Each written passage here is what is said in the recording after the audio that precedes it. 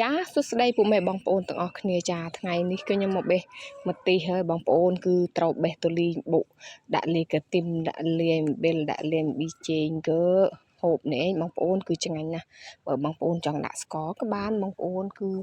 ឆ្ងាញ់ខ្លាំងមែនទែនចាគឺម្ទេសខ្ញុំគឺទុំច្រើនហើយយើងមិនអាចទុកទេបងប្អូនព្រោះអីវាអាចនឹងជ្រុះចូលបងប្អូនចានេះខ្ញុំបេះបានតិចហើយបងប្អូនចាំតាមដានទស្សនាដែលខ្ញុំបេះទាំងអស់គ្នាបងប្អូនឃើញអត់សើតទៅទុំគឺក្រហមភ្លឺពេញដើមនេះបងប្អូនគឺគេបេះខ្លះហើយបងប្អូនឃើញអត់គឺល្អខ្លាំងមែនទែនបងប្អូនចាចាំទស្សនាវីដេអូដែលខ្ញុំបេះតទៀតចា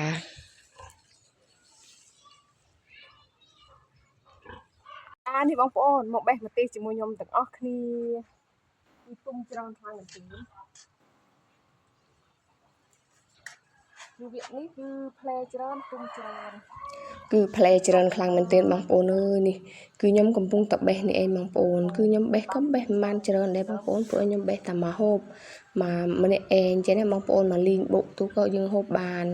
ចេះណាបងប្អូនគឺមិនបានបេះទៅច្រើនអុយច្រើនទេបងប្អូនអើយព្រោះយើង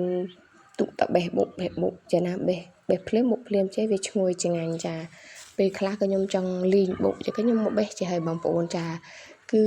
សប្បាយរីករាយមែនទែនបងប្អូនពេលដែលយើងដាំបន្លែបានហូបខ្លួនយើងចេះគឺមានអារម្មណ៍ថាស្រស់ស្រាយហើយសប្បាយចិត្តដែលយើងមិនសូវចំណាយទៅលើការទិញគេចេះណាបងប្អូនចានេះគឺយើងដាំបានមកហូបខ្លួនយើងគឺមានអុយយើងកាត់បន្ថយភាពចំណាយរបស់យើងបានបន្តិចបន្តួចទេបងប្អូនមិនបានច្រើនទេចាគឺនិយាយរួមទៅគឺរដូវខ្លះក៏យើងត្រូវតែទិញគីចាណាបងប្អូនប៉ុន្តែឆ្នាំនេះមិនបាក់ទិញគីហូបទេបងប្អូនគឺនិយាយរួមទៅក៏យើងទិញតែម្ហូបបន្តិចបន្តួចចេះបងប្អូនគឺតាមស្រុកស្រែពេលខ្លះគឺអ្នកខ្លះគាត់រកម្ហូបបានហូបណាបងប្អូនគាត់នៅប្រទេសចាដូចខ្ញុំចេះប្តីខ្ញុំគាត់មិនបាននៅប្រទេសទេគាត់ទៅព្រីដើម្បីដកដំឡូងដូច្នេះហើយក៏មិនបានជារកម្ហូបទេដូច្នេះក៏ខ្ញុំទិញគីហូបចេះណាទិញម្ហូបបើសិនតាដូចជាថាតាគាត់នៅប្រទេសចេះគាត់បានទៅដាក់ម្ហូបដាក់ម៉ងដាក់អុយផ្សេងចេះក៏បានហូបណាបងប្អូនគឺมันខ្វះហូបទេអត់តែអ្នកចេះរោណាបងប្អូនចាដូចខ្ញុំមានអ្នករោទេគឺប្តីខ្ញុំធ្វើតែដំឡូងក៏ខ្ញុំក៏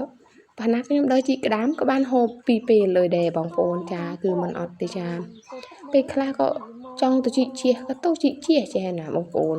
គឺតាមស្រុកស្រែគឺសបាយចេះអីបងប្អូនគឺបបួលគ្នាទៅវេវើក៏ខ្លះក៏ទូភៀលគូក៏ទូតាមគ្នាទៅជីកខ្លះខ្លាចក៏ទៅជីកតាមអ្នកភៀលគូចាវីដេអូខ្ញុំក៏វាមានអុយអស់ចាទេបងប្អូន